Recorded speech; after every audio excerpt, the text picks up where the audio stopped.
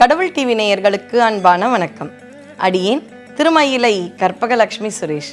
ஒவ்வொரு முறையும் உங்களை போன்ற அம்பிகை அடியார்களை சந்தித்து அபிராமி அந்தாதி அபிராமப்பட்டர் அருளி செய்தது அதை சொல்ல இருக்கின்றேன் என்பதை நினைக்கும் பொழுது மற்றற்ற மகிழ்ச்சி.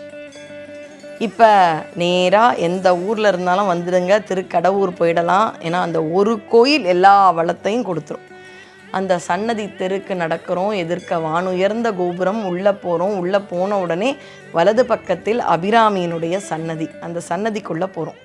என்ன கிடைக்காது அவளிடம் சென்றால் அனைத்தும் நல்குவாள் அபிராமி. இந்த இடத்துல தான் அபிராமி அந்தாதி துவங்குகின்றது. சுப்பிரமணியன் அப்படின்ற ஒரு பரிச்சாரகர் இங்கே தியானத்தில் இருக்கும் பொழுது மன்னன் வருகின்றார். தை அமாவாசை அன்று பலரும் அவர் துர்தேவதை உபாசகர் என்று சொல்ல மன்னன் நம்பாமல் பார்க்க பெரிய ஞானி மாதிரி இருக்காரே. மன்னனுக்கு குறிப்பாக சில விஷயம் புரியுது இல்லையா? உண்மையாக பெரிய ஞானி தானே. கிட்ட போய் என்ன திதின்னு கேட்க அவர் பௌர்ணமின்னு சொல்ல அன்று அமாவாசை.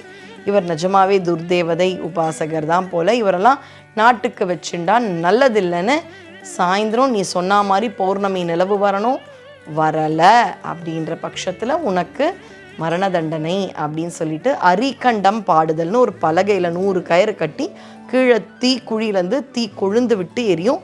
ஒரு கயிறாக கட் பண்ணிகிட்டே வருவாங்க. அந்த துர்தேவதை உபாசகர் அந்த சுவாமியை நினச்சி அவங்க வழிபாடு செஞ்சுட்டே வரும்பொழுது உண்மையாகவே நல்லவர்கள் என்றால் அந்த சுவாமியால் காப்பாற்றப்படுவாங்க, இல்லைன்னா அந்த தீயில விழுந்து உயிர் விடுவார்கள். இந்த ஒரு தண்டனையில் அவர் இருக்கின்றார். ஊரே பார்க்கிறது, அது அவருடைய குடும்பம் அழுகிறது. மன்னன் பார்க்கிறார். இப்போ அவர் எதுவுமே பதறாமல் கணபதி காப்பில் துவங்குகின்றார். ரொம்ப பொறுமையாக ஆரம்பிக்கின்றார்.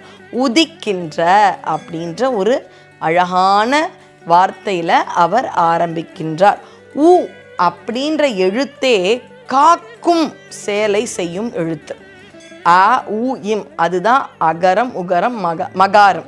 இது மூன்றும் சேர்ந்தது தானே ஓம்காரம் அப்படின்னு சொல்லுவாங்க. அந்த அகரம் இம் மகாரம் முதலும் நிறைவும் பிறப்பு இறத்தலை குறிக்கும். நடுவில் இருக்கும் ஊ என்பது உயிர்களை காக்கும் பொருட்டு இருக்கும். இன்னும் ஒன்று சொல்லணும்னா பிள்ளையார் சுழின்னு போடுவோம் ஒரு செயல் துவங்குவதற்கு முன்பு. அந்த பிள்ளையார் சுழியே பார்த்திங்கன்னா உகாரமாக தான் இருக்கும். ஏன்னா ஊ என்பது நம்மை காக்கும். இவரும் தன்னுடைய பாடலை அபிராமி அந்தாதி முதல் பாடல் ஊன்னு துவங்குமாறு உதிக்கின்றன்னு ஆரம்பிக்கின்றார். அப்படின்னா என்ன அர்த்தம்? கண்டிப்பாக அவன் என்ன காப்பாத்திடுவா அப்படின்ற ஒரு நம்பிக்கையில் தான் அவர் துவங்குகின்றார். இப்படி உதிக்கின்றன்னு ஆரம்பிக்கின்றார். அந்தாதியாக பாடுகின்றார். இது தமிழால் வந்தது. ஏன் இதை சொல்கிறேன்?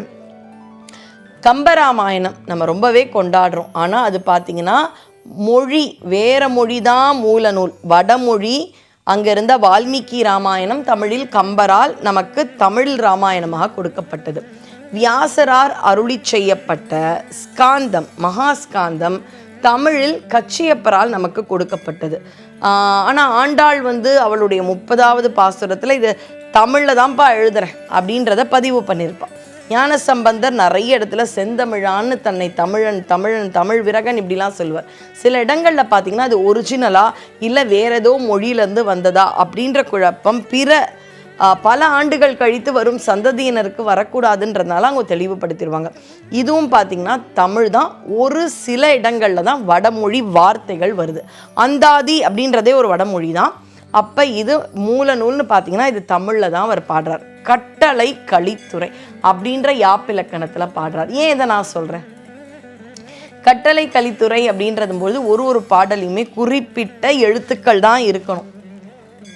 இப்போ நான் ஒரு ரூமில் உட்காந்து யோசித்து எழுதுறேன்னா இல்லை இந்த ஒரு வார்த்தை இல்லை ஒரு லெட்டர் ஒரு எழுத்து அதிகமாகிடுச்சு கம்மியாகிடுச்சு நான் இங்கே பார்ப்பேன். ஆனால் அவர் எந்த இடத்துல இதை பாடுறாரு? நெருப்பு மேலே நின்று பாடுறார். அப்போ அதெல்லாம் யோசிக்க முடியுமா? முடியாதே.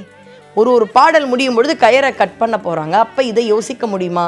யோசிக்க முடியாது. அப்போ அவர் வாயிலிருந்து வந்தது அவ்வளவு சரியான எழுத்துக்களோடு அமைந்தது என்றால் எதனால் இதை சொல்கின்றேன் என்றால் பரிபூரணமாக அம்பிகை அருளியது அப்படின்றத உணர்த்துறதுக்கு தான் பண்ணுறேன். இப்படியே பாடுகின்றார். 78வது பாடல் முடியுது. அந்த செப்பு கனக கலசமும் அப்படின்ற அந்த பாடல் முடிஞ்சு துணை விழிக்கே அப்படின்னு 78வது பாடலை முடிஞ்ச உடனே அம்பாள் வருகின்றாள். தன்னுடைய தாடங்கம் அப்படின்ற தன்னுடைய காதணி, தாடங்கம்ன்றது அகிலாண்டேஸ்வரிக்கு அது ரொம்பவே ஸ்ரீ சக்கரத்தில் ஸ்தாபிச்சிருப்பாங்க. அந்த தாடங்கத்தை எடுத்து வானத்தில் போடுறா. அது வானத்தில் பூரண நிலவா ஜொலிக்குது. அவர் கண்ணுக்கு மட்டும் அல்ல, ஊரில் எல்லார் கண்ணுக்கும் தெரியுது. அதுக்கப்புறம் நாமளாக இருந்தால் என்ன பண்ணுவோம், அது பாருங்க நிலா வந்துருச்சு என்னை இறக்கி விடுங்க அப்படின்னு கேட்போம். ஆனால் அவர் அப்படி இல்லை. அதுக்கப்புறமாவும் விழிக்கே அருளுண்டு அபிராமவல்லின்னு அடுத்த 79வது பாடலை பாடுறார். ஏன், அவர் ஒரு தமிழ் மாலை கட்ட ஆரம்பித்தார். அந்த மாலையை தொடுத்து முடித்து அந்த மாலையை அம்பாளுக்கு போடணும். பூமாலை வாடிடும், இந்த பாமாலை இவ்வளோ நாள் வாடலை, இன்னும் மனத்தோட நம்முடைய வாழ்க்கையில் நல்ல மாற்றங்களை கொடுக்கின்றன. அதனால் 100 பாடலும் பாடி இந்த பாடனா என்ன கிடைக்கும்னு 101 நூல் பயன் ஆத்தாளை எங்கள் அபிராமவல்லியேன்னு பாடி முடிச்சுட்டு தான் அவர் இறங்கினார். இதுதான் நம்ம அவர்கிட்ட இருந்து கற்றுக்க வேண்டியது. நம்மளாக இருந்தால் என்ன பண்ணுவோம், ஒரு விஷயம் கிடச்ச உடனே வந்துட்டே இருப்போம். இல்லை, எந்த ஒரு விஷயம் எடுத்தோமோ அதை கம்ப்ளீட், அதை பூரணமாக நிறைவு செய்துவிட்டு வர வேண்டும். அதனால் அதுக்கப்புறம் கயிறு அறுக்கப்படவில்லை. ஆனாலும் இவர் அதே இடத்துல அந்த நிலாவும் அம்பாலும் தெரிஞ்சா அடப்போங்கப்பா, உலகத்தில் வேறு எதுவும் பெருசு இல்லைன்ற ஒரு தன்மையோடு அங்கிருந்து அவர் அந்த நிலவையும் அவளையும் ரசித்து 78 வரைக்கும் அவள் தெரிந்திருக்கலாம், அவருக்கு நமக்கு தெரியாது. இப்போ நிலவோடு அவள் தெரிகின்றாள், எனக்காக ஒரு நிலவு வந்ததே அப்படின்ற ஆனந்தத்தில் பாடிதான் நிறைவு செய்கின்றார். இன்னும் ஒரு பதிவு, இதனால் அவருக்கு என்ன கிடைத்தது அப்படின்றத நம்ம பார்த்துட்டு நாம் இந்த ஒரு அபிராமி அந்தாதி பயணத்திற்குள் வர இருக்கின்றோம். நன்றி, வணக்கம்.